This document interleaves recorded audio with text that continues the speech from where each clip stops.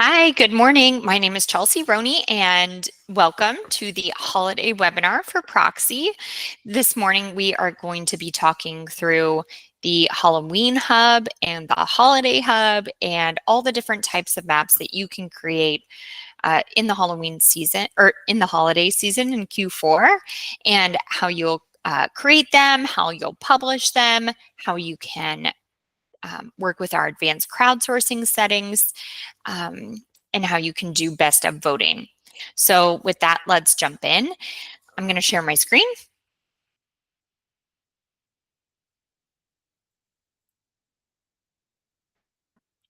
The first thing I want to show off are two different resources that we have on the site for all of your Q4 needs in Proxi.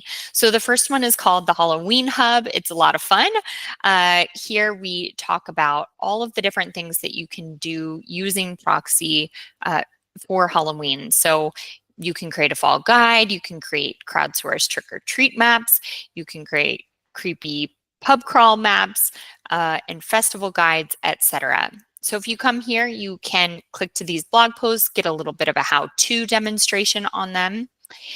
And then down here, you can watch the webinar from last year, which has a little bit of different content, but more or less the same content. The next thing on the site is spooky icons. So one of the most fun things about Proxi during the Q4 season is the ability to brand your maps. So they can be Halloween, Halloween colors or brands, or, Christmas colors or brands, New Year's, whatever you want to do, you can make it happen. But anyway, here at this link, we've highlighted all the spooky icons that you can use on your map. And then here, I'd like to talk through each of these three templates. So let's go ahead and click in. So the first template is a trick or treat template. And this is meant for dispersing to your community. If you're have influence in your community, or you're an organization within your community, or an HOA or something like that. You click in the template, it asks where you should center it. You decide on a center, and then you can go ahead and get going. So the pre-made categories are treat baggies or serve yourself, knock on door, Halloween decorations, or events and activities. And this is really meant to be a crowdsourced map. So you can publish the shareable version of the map, have people add their points, and then other people can access it leading up to the holiday. The next one is a fall guide template.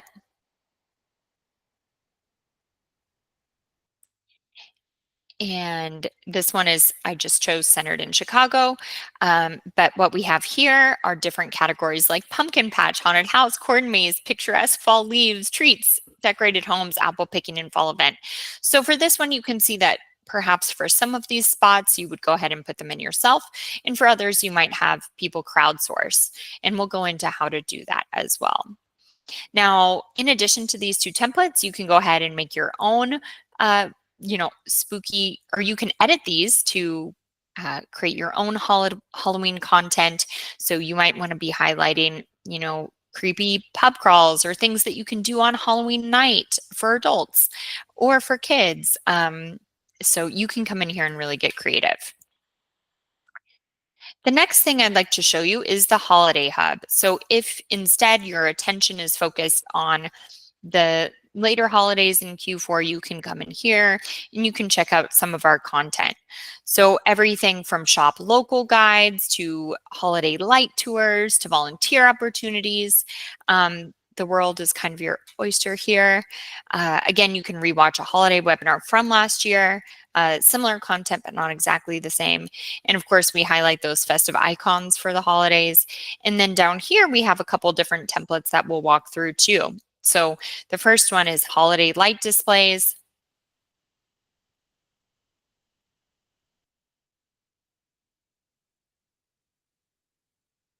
Oh, and I'll have to double check why that one didn't bring up the correct categories, but we'll go ahead and click to the next template.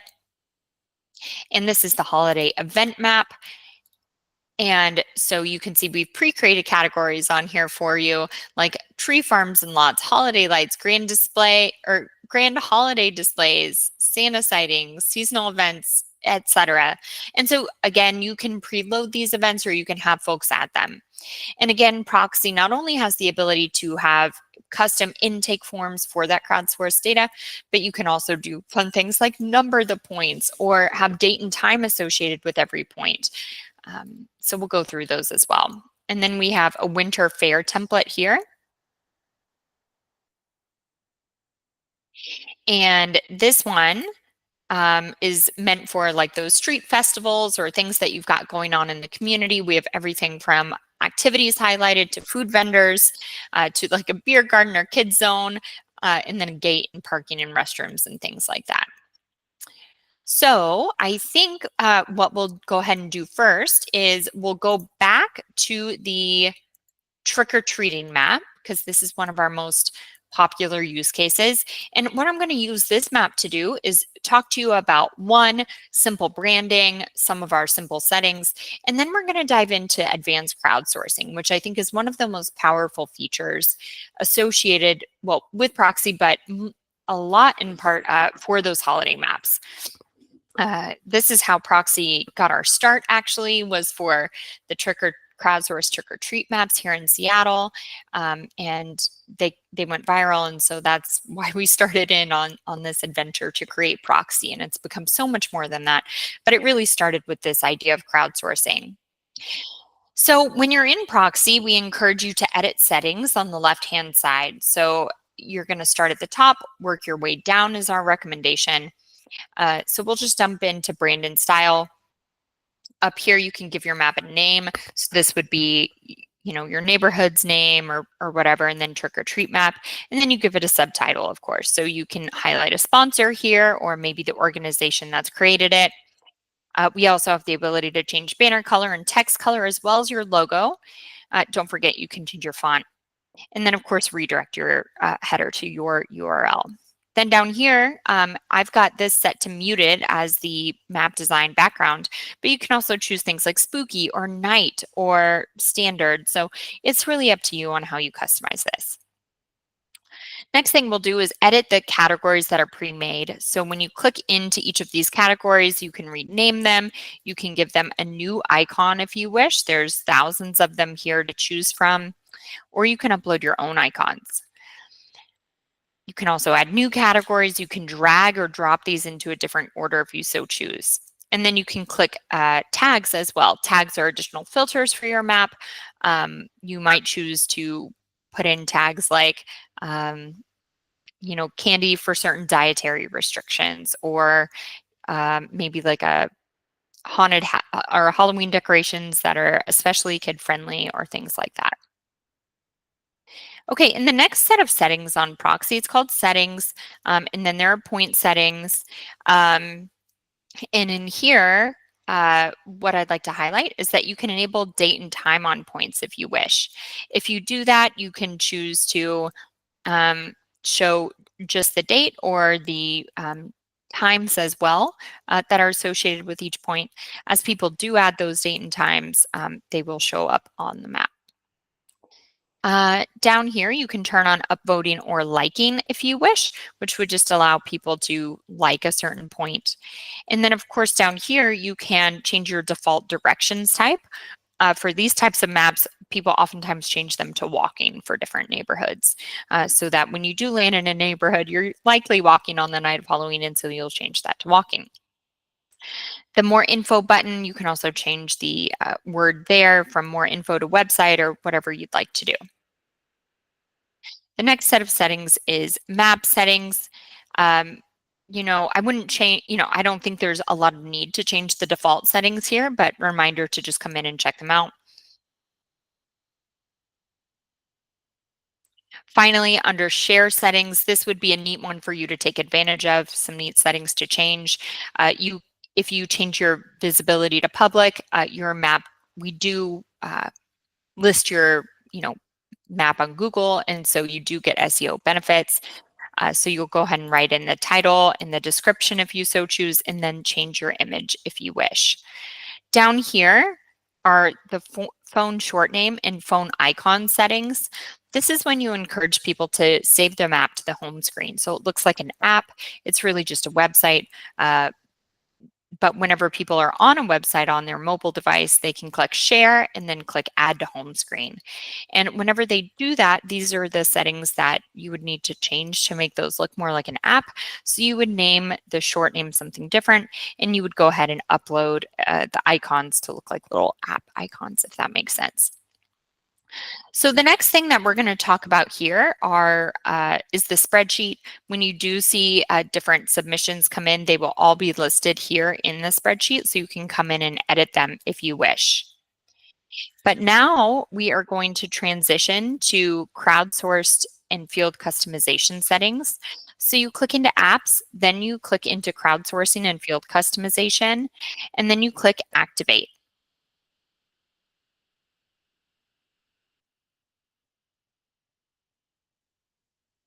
Once you click activate,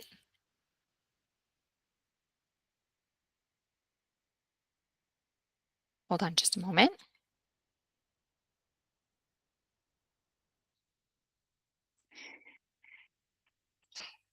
Once you click activate, you'll see the crowdsourcing and field customization settings pop up on the left-hand side. And this is where we're going to start editing the form for custom submissions. So you can click preview form right here, and it pulls up the form on the left-hand side so that as you make your edits to the form, you'll see what's happening. So in the first set of settings is location. And so you might say, add your home or place of business here. And you can see that whenever you customize that direction, it changes on the left-hand side. So you can see what the form now looks like. Let's go down to category, which is the next set of settings. This one is especially useful, so you can direct people to please select the category that matches the point that they're adding. But maybe you don't want them to be the public to be adding like events and activities, for example. You just want them to add their home to a map that also shows events and activities. That's totally fine. You can click minus there, and then it locks that category, so people can't add to it, but they can add to the rest.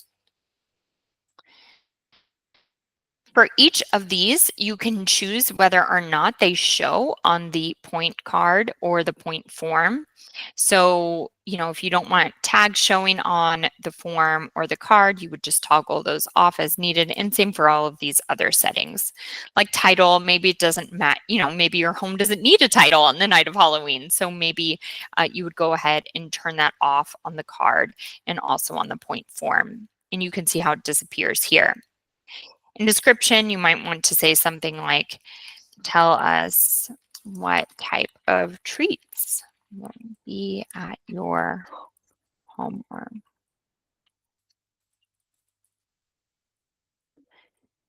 something like that.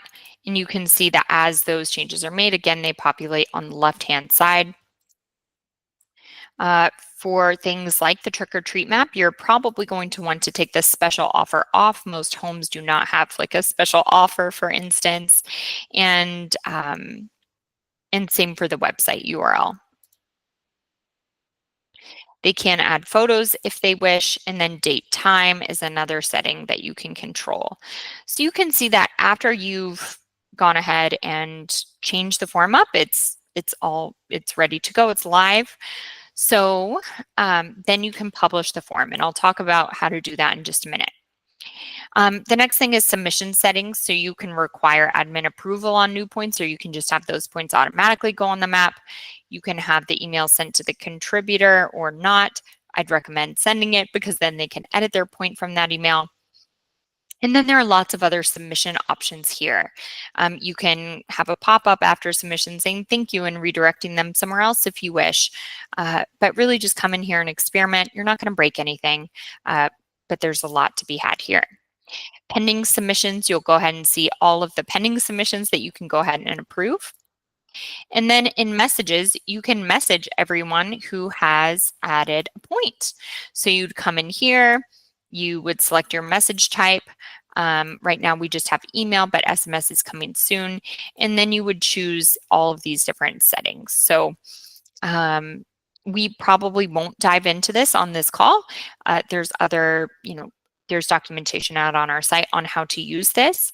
But on the evening of Halloween or as you approach, or for any of your holidays that people have added themselves to, you can come in here and customize the email that they get whenever they do add a point. Or if you just want to send them a blast email, like, remember, tonight is the event. Here's some instruction. You can create those messages as well. Okay, so now you're probably wondering how we share this map and have people add to it. So you click share, and then you click let viewers add points. Check that checkbox.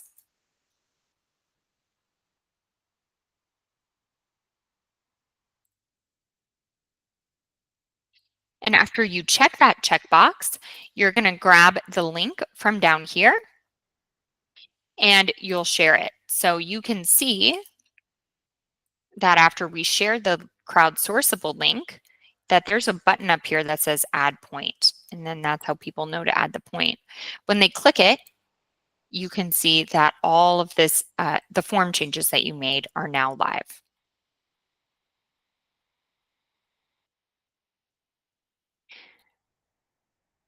Okay, the other thing to share is the crowdsourced form. If you wish to just have a form embedded on your website for people to submit their information with instead of using the map for submission, that's totally fine. And that's what this looks like. Of course, if you embed it along with other elements on your page, it will look different from this. You can change the width, etc. But this is how the form ends up looking. Okay, while we're still talking about crowdsourcing, it's important to note that around the holidays, one of the most popular uses for crowdsourcing is trick-or-treating, holiday decorations, holiday light maps, and also having businesses add themselves to a map to take advantage of Small Business Saturday or local shopping guides or events around either Halloween or Christmas or the Small Business Saturday, something like this. So crowdsourcing can apply to all of those different items. You can see that the customization settings, you can get really specific in what you're asking them for. You can even add additional fields. We didn't go over that, but that's just right at the bottom. So you can collect additional information, and then you can go ahead and share the map or the form for people to add those points. So it's one of our best features, really, harnesses that holiday magic and the power of community in your holiday season. So the next thing that we are going to that I'm going to go over here is best of voting. And so what I'm going to do is add some random points to this map, and we're going to talk about how best of voting might be good for your community. So it's very common around voting for like best decorated house for Halloween or Christmas, best decorated business for Christmas or Halloween. And then you can vote, you can really make the voting topic anything. Before the holidays are in session this year, we will also have a feature where you can add a donation button for people voting. So if you cast a vote, here's a suggested donation of $1 and they can send that on to you if you're doing a fundraiser. So something really neat to take advantage of. But let me add some points here. They're a little bit arbitrary so that we can get going with voting. I'm just going to add a few points to a couple of the categories that are already on this map. Now, they don't necessarily match up in the actual category, but we'll go ahead and do that. So I just added some places. And then we'll go right into best of voting. So over here in apps, what you're going to go do is click best of voting. You're going to click activate. When you click into that, we will quickly walk through how to activate your campaign here.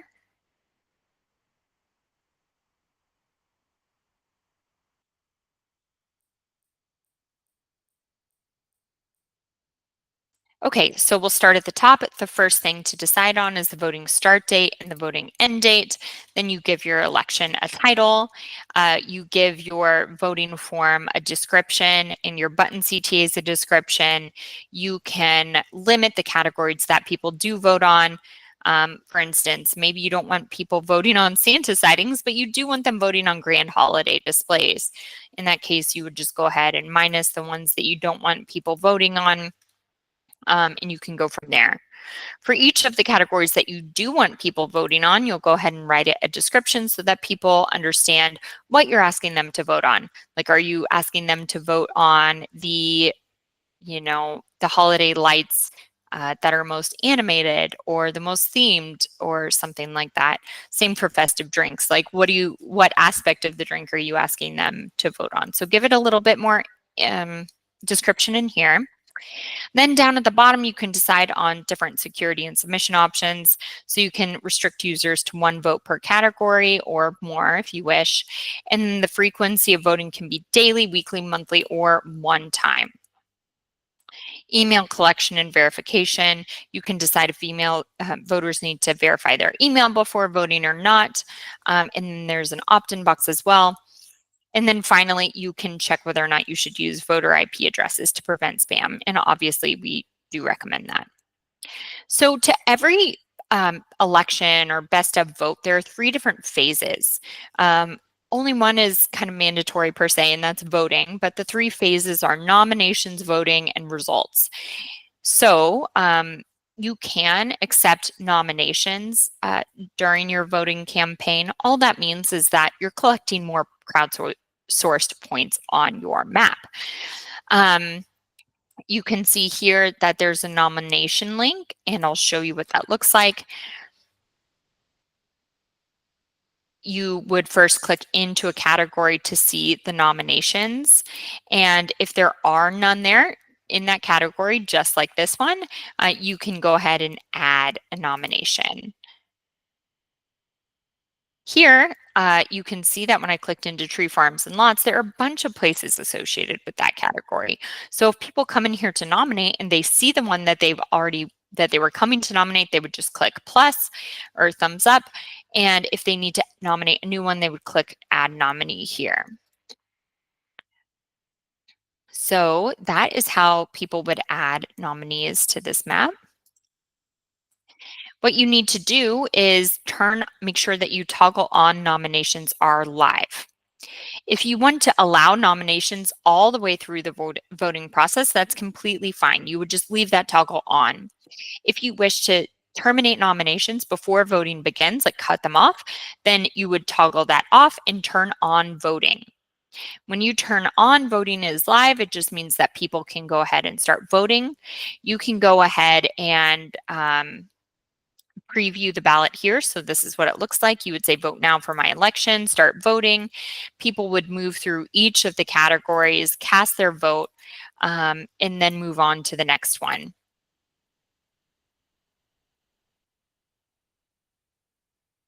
When they're done casting their votes, they click submit vote for those categories. It didn't go through on mine because I'm the admin. This is just preview, but that's what the ballot looks like. If you would like to publish the ballot, you click this voting ballot link.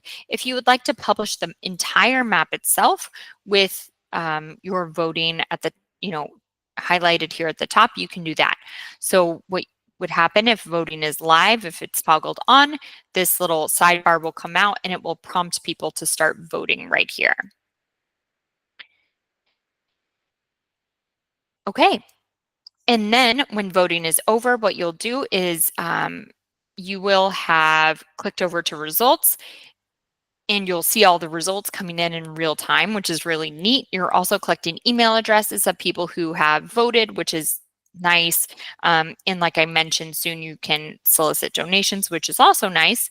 But whenever voting is done, nominations are tallied, and you can say show result settings. And so you can choose for each category, are we showing top 3, are we showing top 2, or just first place? After you click that, the results will be public and they'll be right on the map. So the map that you've already got embedded in your site, that you've already shared, you can just let people know results are live and they can check that map out. And of course, you would turn off voting by that time as well. So turn off voting, show results settings, it will turn those results public. So that's a really exciting thing. All right, so now we've covered the ability to custom crowdsource those maps. We've talked about the ability to do best of voting. And finally, we're just going to talk about a simple guide to the holidays in your city. And so we're probably just going to use Salt Lake City as an example here, and this map as an example. So whenever you create a proxy map, if you're creating like a local shopping guide or something like that, we're not going to go over all of the different settings again. Again, go through top to bottom on the left-hand side, get those set. But right now we're going to talk about how to add a point and how to create that shopping guide. So first, make sure it's really well branded, then come in and you can add points in a bunch of different ways. You can, one, crowdsource them.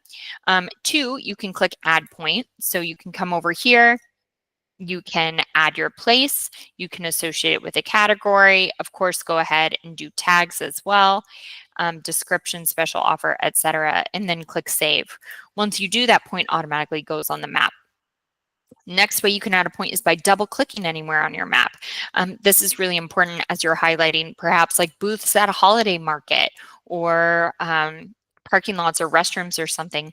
And what you would do is just double click anywhere on the map to add a point. You can see it brings in the lat long location for that point. The next way to add a point is spreadsheet view. You can copy and paste in from your external databases into Proxi on the left-hand side there. And then you can edit all of your data as well. You can add or delete rows, whatever makes sense for you. Finally, you can click search and add places. So maybe you want to just add all the stores or boutiques in Salt Lake City. So we'll just click store.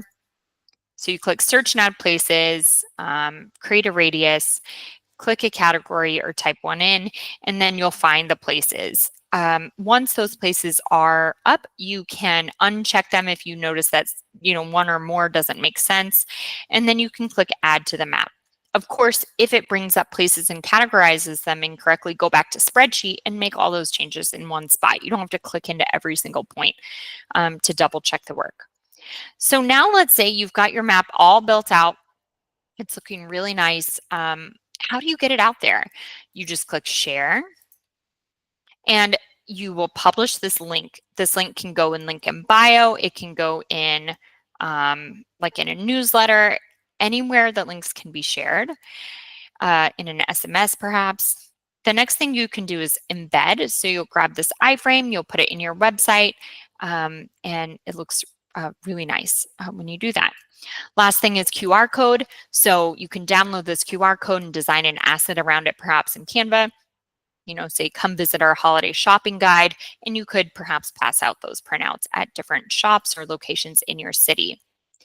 I'd also like to highlight that you can print these maps too. So you can print, and then on page 2, you can customize what the list looks like and go put those out at different businesses, hotels, shops, etc. So let's talk about a couple of other things that are interesting with Proxi. One of those is the insights. So for holiday maps, they get a lot of viewership, they get a lot of engagement. I'm not going to click on it here because I just created this map and no one's looked at it, so it looks kind of funny.